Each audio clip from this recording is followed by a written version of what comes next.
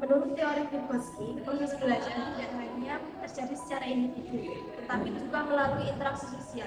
Ia memperkenalkan konsep Zone of Proximal Development atau ZPD, yaitu zona di mana seorang siswa dapat memahami sesuatu dengan bantuan orang lain yang lebih mampu. Dalam hal ini, bantuan itu disebut scaffolding. Salah satu bentuk nyata dari teori ini adalah peer tutoring atau tutor sebaya, di mana siswa saling membantu agar bersama-sama memahami materi. Siswa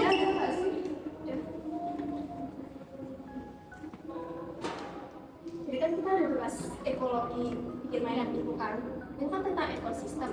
Ada yang masih belum paham nggak sih? aku tuh masih bingung, apa sih bedanya jaring-jaring makanan sama rantai makanan? Disinilah peran tutor sebaya mulai terlihat. Teman yang lebih paham akan membantu menjelaskan agar temannya tidak merasa kesulitan.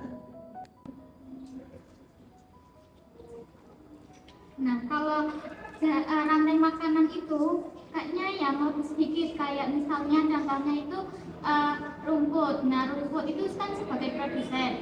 Nah, lalu rumput ini dimakan sama belalang. Belalang itu sebagai konsumen satu, lalu belalang itu dimakan oleh katak. Katak itu sebagai konsumen kedua, dan ular itu sebagai konsumen ketiga. Nah, benar banget Nel. Coba mungkin kamu bisa kasih contoh satu biar kita tahu kamu paham sampai mana. Apa ya? Mungkin padi, terus dimakan tikus, dimakan sama ular. Ya benar.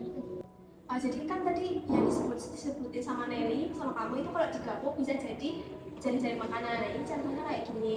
Terus ini kan kayak rumput, belalang, katak. Terus ini ada kayu, terus rayap, burung bisa dimakan musang bisa dimakan kerang, jadi pengurai. Nah, itu kan pokoknya jari-jari makanan itu lebih banyak daripada rantai makanan. Oh, berarti banyaknya rantai makanan itu dapat membentuk cari-cari makanan ya? Iya. Sekarang aku jadi tahu. Ternyata jaring-jaring makanan itu gabungan dari rantai makanan. Iya. Kan? Iya. Dalam adegan ini, Alifa berperan memberikan scaffolding atau bantuan bertahap. Nelly ikut menjembatani pemahaman dengan menjelaskan dari sudut pandangnya. Sedangkan Deska, yang awalnya bingung, akhirnya bisa memahami konsep mulai dukungan dari temannya. Inilah yang dimaksud Vygotsky dengan belajar melalui DPD.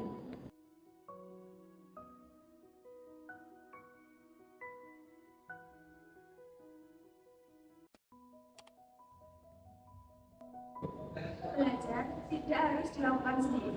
Dengan sistem tutor sebaya, siswa yang lebih paham dapat membantu temannya dan bersama-sama mereka dapat mencapai pemahaman yang lebih tinggi. Peer tutoring bukan hanya tentang berbagi ilmu, tapi juga tentang tumbuh dan maju bersama.